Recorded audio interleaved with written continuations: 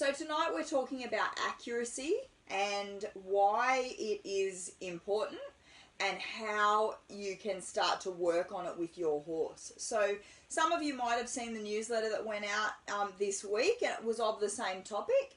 So accuracy is really important because sometimes I think we reserve it for competition horses. So when you think about dressage or cowboy dressage or show jumping or things like that, where the horse really has to be accurate and really has to take a specific line of travel, I think those people that are doing those kind of sports are probably working on accuracy as part of their training day to day. That would make a lot of sense, obviously. Some of us that might pleasure ride or trail ride or spend time with friends or go to clinics and things of that nature that don't specifically have patterns or pathways that we need to take, we might not work on our accuracy as much as we probably should, and we may even consider that accuracy isn't that important for us. And the reason that accuracy is important for us, again, those of you that saw the newsletter would have seen that I gave a few examples, and a couple of examples that come to mind. We used to live on a property where the neighbour had given us permission to ride up there through a avocado farm it was, and in order to get the trucks or equipment right up to the top of this very, very steep hill, they had actually concreted a split driveway. So it wasn't a completely wide driveway. It was basically just the two concrete strips for the car to drive along. And that's fine, and that would have been fine for the horses, but they had also actually done it in Pebblecrete, which is really, really slippery and considerably more slippery if your horse is wearing shoes. So when you've got two pathways on a path, and then you've obviously got the middle, and then you've got the side where the cliff's dropping down, and you've got the side where the cliff's going up, sometimes our horses, you know, they don't know it's slippery. All they can see is grass or pebbles, and then the Pebblecrete or concrete, and then grass again. So it can be really logical for them to say, no, this is where I want to walk. I want to walk on this bit.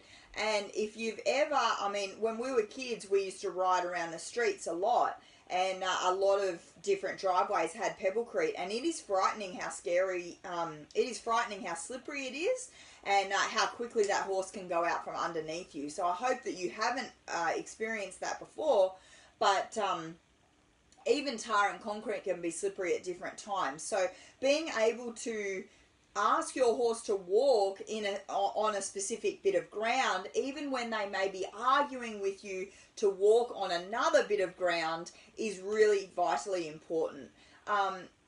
The other example, or one of the other examples that I brought up in the other day, was that I actually have a friend of mine who goes trail riding all the time. She had a horse out on the trail, and it was a little bit rocky, and he kind of had sore feet, and so he kept moving off to the side. I'm sure most of us have experienced this before. Most horses will argue about wanting to move off to the side and get onto the sort of grassy bits, and she was sort of letting him do it. And unfortunately, we had quite a bit of rain, and she didn't know that the road had really been undermined, and she wasn't really looking for it either.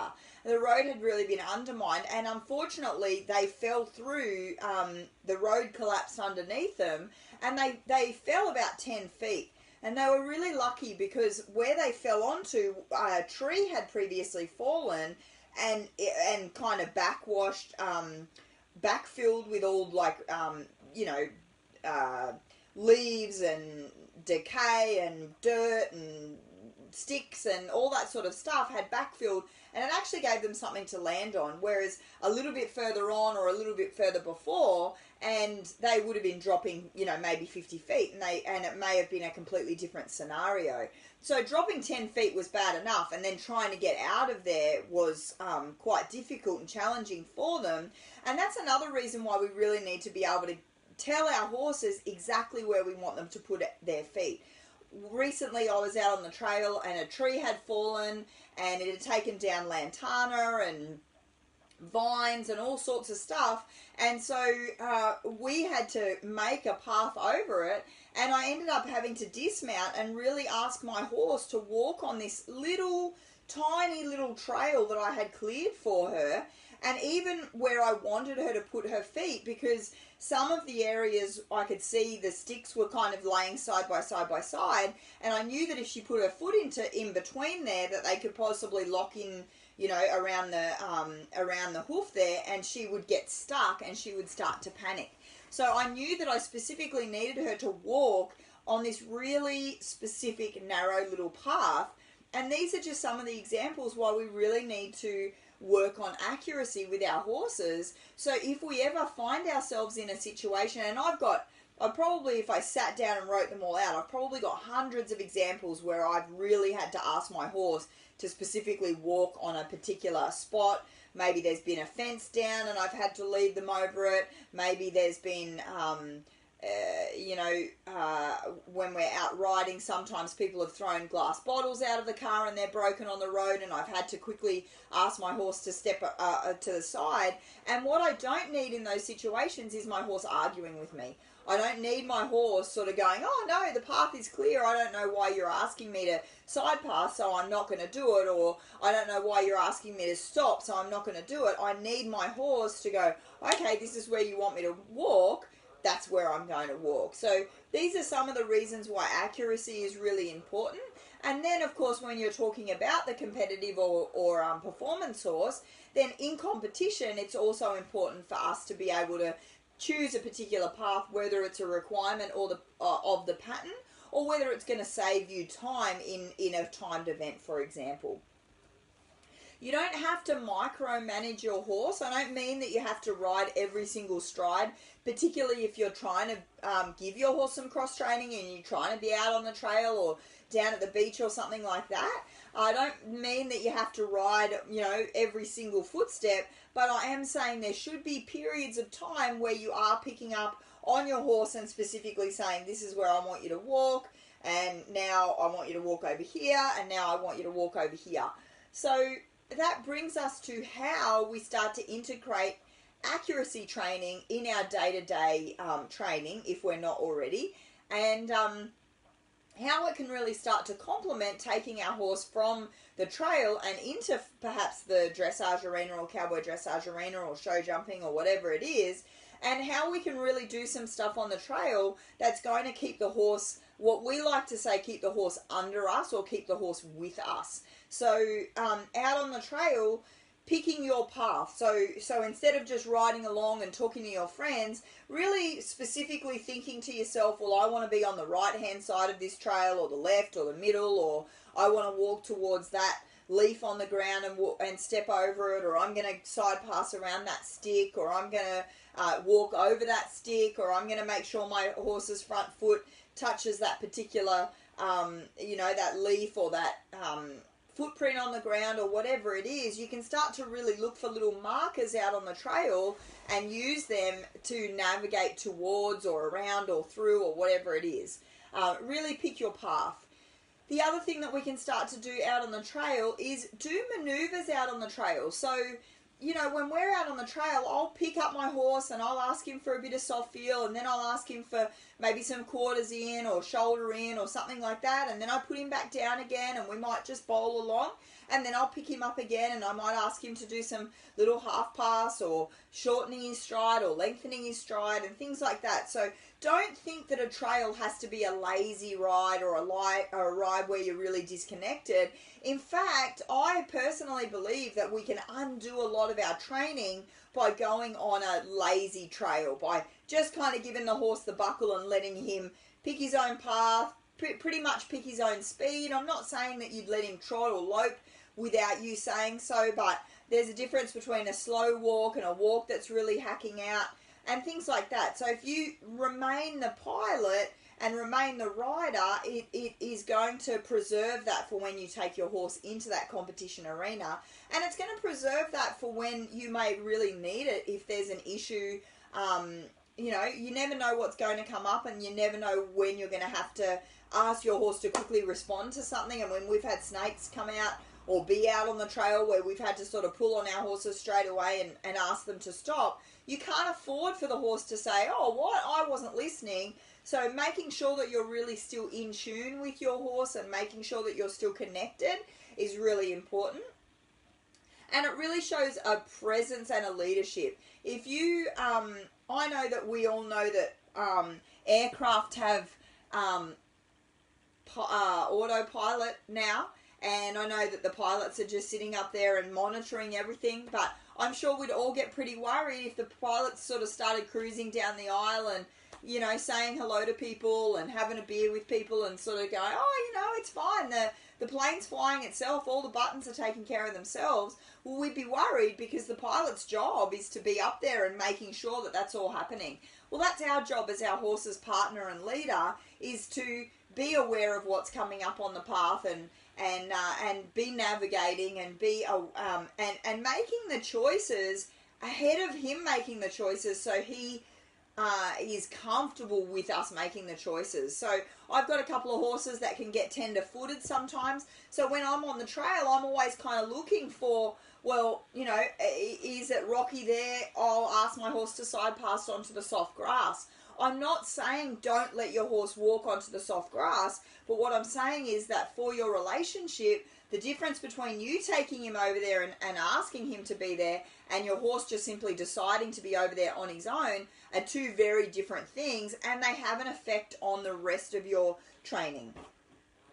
Another thing that I really like to do out on the trail or on the beach or wherever I am if I'm leisure riding is pick points where I'm going to do my transition. This helps as well if you tend to train in a really big paddock or a big open spaced arena that you don't have markers and things like that on. Pick something to use as a marker. So, you know, it could be a bit of horse poo, it might be a leaf, it might be a clump of grass, it might be a weed, it could be, doesn't matter what it is, but just pick something and think, I'm going to ask my horse to trot when I get to that point.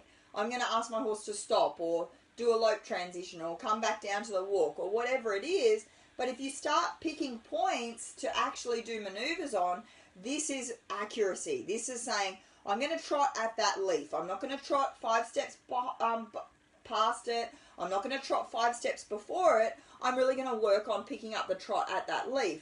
And what will start to happen if you're not successful, if you start to say, I'm going to trot at that leaf, and then it doesn't happen for 10 strides, then you can think to yourself, oh, okay, our accuracy isn't there.